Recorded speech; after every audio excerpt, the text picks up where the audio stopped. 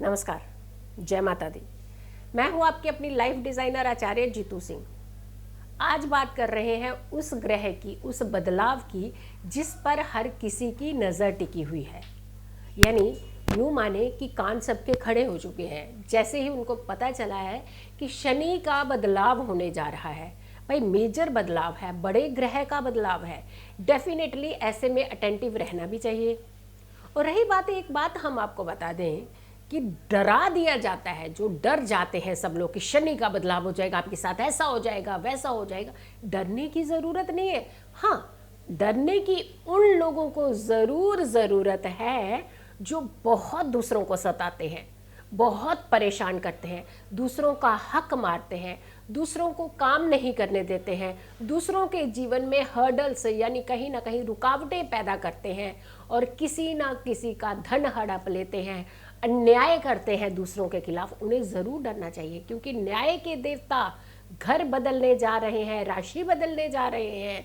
और ख़ास करके उनका जो बदलाव है वो काल पुरुष की कुंडली से 9th हाउस से सीधा 10th हाउस में, 10th हाउस हमारा कर्म हाउस भी कहा जाता है, यानी अच्छे कर्म करने चाहिए, अच्छे कार्य करने चाहिए। पिता का घर भी कहा जाता है, हमारे वर्क का घर कहा जाता है, हमारे बिजनेस का घर स्पेशली कहा जाता है।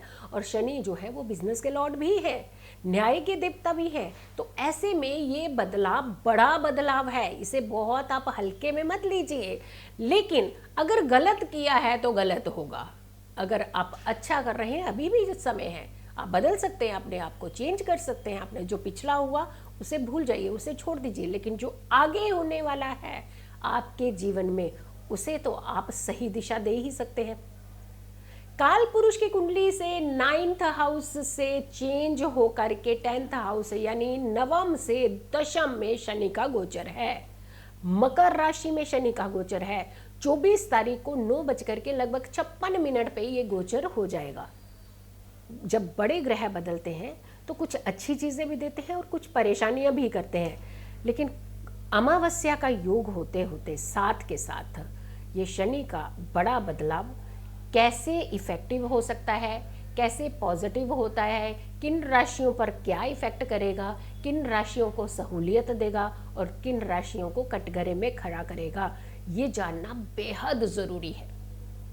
अगर आपको नहीं मालूम है तो आप अपनी कुंडली खोल लीजिए। अगर ज़रा सा भी ज्ञान है आपको तो आप मैच करके आप इन चीज़ों को देख सकते हैं। अगर आप नहीं समझ पा रहे हैं फिर भी, तब भी आप अपनी कुंडली का विश्लेषण ज़रूर करवाएं। यानी कुंडली में शनि की भूमिका मुख्य भूमिका मानी जाती है। बड़ा बदलाव होता है, लंबे समय तक का बदलाव होता है। ऐसे में उसे हल्के में ना लेकर के अपने बारे में जानने का हक हर किसी को है। कहते हैं ना, बचाव हमेशा तभी होता है जब आप अवेयर होते हैं, और अवेयर होना बहुत ज़रूरी है। त्रिषडाय हाउस यानी कुंडली के 3 ऐसे भाव जहाँ पे कहा जाता है शनि का गोचर बहुत अच्छा माना जाता है।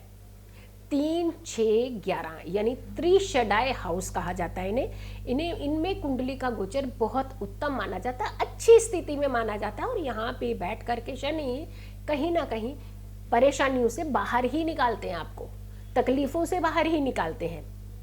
और यहाँ पे गोचर उनका बेटर माना जाता है। अपनी राशि में गोचर, अपने घर में तो हर कोई संतुष्ट होता है, लेकिन जब ग्रहों की युति, जब ग्रहों के एस्पेक्ट अगर सही ना हो तो कई बार हम अपने घर में भी बुखला जाते हैं, हम अपने घर में भी परेशान हो जाते हैं। ऐसे में समझना ज़रूरी है कि किस राशि को किस तरीके का प्रभाव पड़ने वाला है।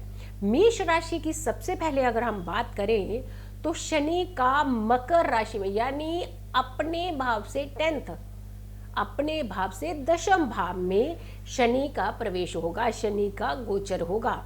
जहां सूर्य महाराज पहले से ही विराजमान है, पिता पुत्र है, युति कहा जाता है अच्छी है, लेकिन आपके लिए पिता के संबंधों में कहीं ना कहीं मतभेद हो सकता है, एक टकराव हो सकता है। तो ऐसे में खास करके जो चीज़ों का ध्यान रखने की ज़रूरत है, क्योंकि ये व्यापार का हाउस भी होता है, ये आपके बिजनेस का हाउस भी है, तो आपको अपने पिताजी से बात करने से पहले 10 बार सोचना चाहिए। अगर आपकी राशि मेष है तो गलती आपकी तरफ से हो सकती है। अगर पिता हैं तो आपको चुप रहना चाहिए, अगर बच्चे हैं यानी बेटा है तो पुत्र है पुत्री है तो आपको चुप रहना चाहिए। यानी ऐसे में मतभेद बढ़ने ना दे, एक डिस्प्यूट लेवल, एक तनाव ना बढ़ने दे अपने रिश्तों के अंदर। व्यापार में, बिजनेस में कुछ रुकावटें, कुछ बाधाएं आ सकती हैं। आपको मेंटली प्रिपेयर्ड रहना है, और मेंटली प्रिपेयर्ड रहते हैं और साथ में साथ आप उपाय करते हैं तो आप उस समस्या को बहुत इजीली आप बाहर निकल जाते हैं। वृष राशि की अगर हम बात करें तो आपके 9th हाउस से यानी 9वें भाव से गोचर है। बड़ी बड़ी यात्राएं, लॉन्ग समय के लिए, लंबे समय के लिए आप यात्राओं पर जा रहे हैं, और अगर आपको लगता है कि ये टाल नहीं पा रहे हैं तो ज़रूर मुहूर्त देख करके ही घर से बाहर कदम निकालें। और अगर परहेज कर सकें तो ज़रूर परहेज करें। कुछ छोटे समय के लिए आप जाना चाहते हैं तो चले जाइए, अपना काम करके वापस आ सकते हैं। लेकिन आपको अगर बड़े लंबे दिनों के लिए, ज़्यादा दिनों के लिए कहीं ट्रैवल करना है तो आप थोड़ा सा परहेज करके चलें और साथ के साथ अटेंटिव रहें। और तीसरी बात, आप कुछ उपाय और ख़ास करके ये मुहूर्त देख करके ही आप घर से बाहर जाएं।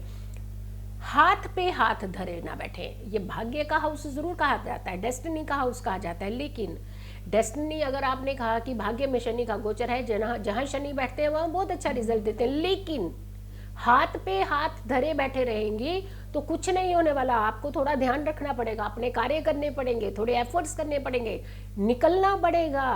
क्योंकि शनि डिलेयर भी कहे जाते हैं, डिनाइड नहीं, मतलब ना नहीं करते हैं कभी भी, लेकिन थोड़ा सा चीज़ों को लटका भी देते हैं। तो इसीलिए आपको अटेंटिव रहना, अपने काम की तरफ ध्यान देने की ज़रूरत है।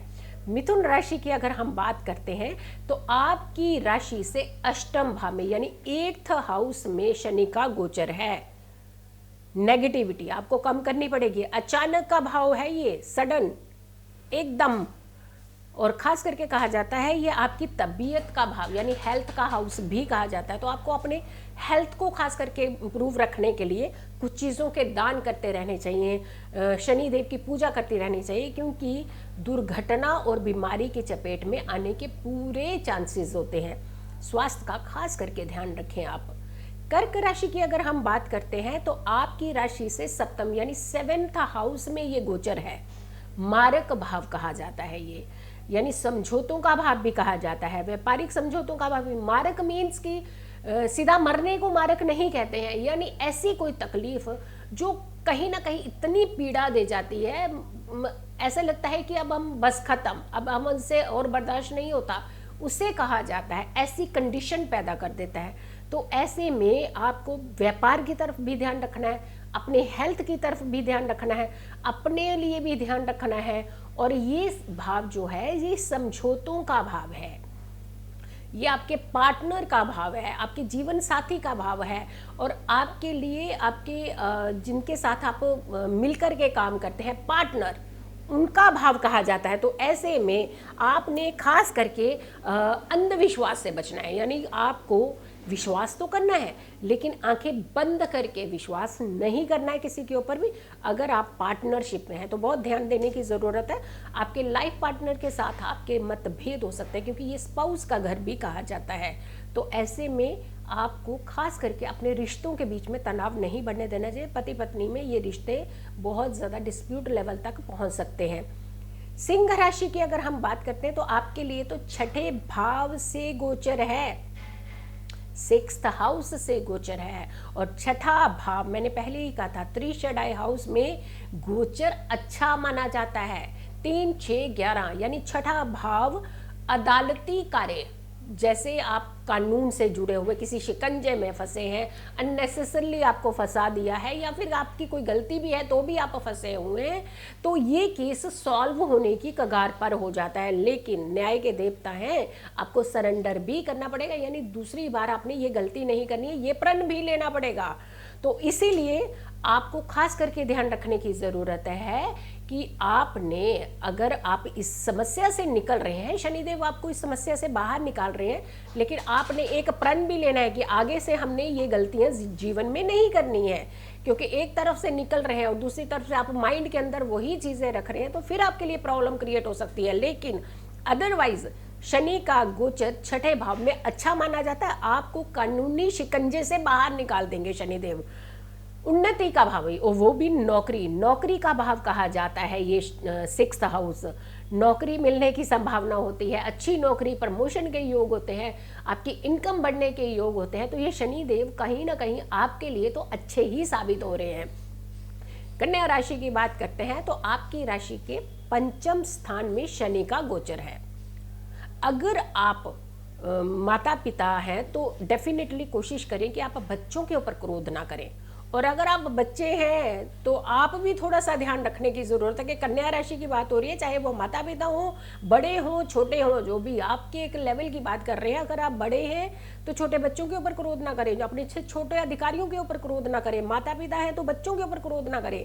लेकिन अगर आप बच्चे हैं, स्टूडेंट हैं, तो आपको थोड़ा सा पढ़ाई में ध्यान देने की ज़रूरत है। हाँ, एक बात है, अगर आप कानून से जुड़ी हुई, यानी लॉ से, लॉ के लॉर्ड भी कहा जाता है, न्याय के लॉर्ड कहा जाता है नहीं, अगर आप लॉ से जुड़ी हुई कोई भी पढ़ाई कर रहे हैं तो आपको जल्दी सफलता मिलने के योग है। यानी एकदम पुश करते हैं, आगे रास्ता बनाते हैं आपके लिए, आगे जिंदगी में बढ़ने के लिए। तो आपके लिए काफ़ी बेटर सिचुएशन लेके आ सकते हैं ये शनि महाराज। प्यार का भाव भी कहा जाता है, प्यार में थोड़ी सी परेशानी हो सकती है, तो ज़्यादा दबाव अपने प्यार के ऊपर ना बनाएं, जल्दी उनको रैश में ना आए, छोटी छोटी बातों को लेकर के तनाव ना पैदा कर दें, क्योंकि थोड़ा सा सामंजस्य बनाकर रखने की ज़रूरत है। ये तो मैंने 6 राशियों के बारे में बताया। अगली 6 राशियों के बारे में भी मैं जल्द एक वीडियो लेकर के हाजिर होंगी, क्योंकि शनि का बड़ा बदलाव है। हर कोई चाहता है कि बहुत अच्छे से उनकी राशियों के बारे में उन तक एक जानकारी पहुंचे। तो आप तक तो, कन्या राशि तक तो आप जानकारी पहुंच गई। जल्दी से हम तुला राशि से लेकर के मीन राशि वालों के लिए भी एक वीडियो लेकर के आएंगे कि शनि का बदलाव आपके जीवन में किस तरीके से इफेक्ट कर सकता है, पॉजिटिव रिजल्ट दे सकता है, या कहीं ना कहीं आपको भी तनाव के घेरे में ला करके खड़ा कर सकता है।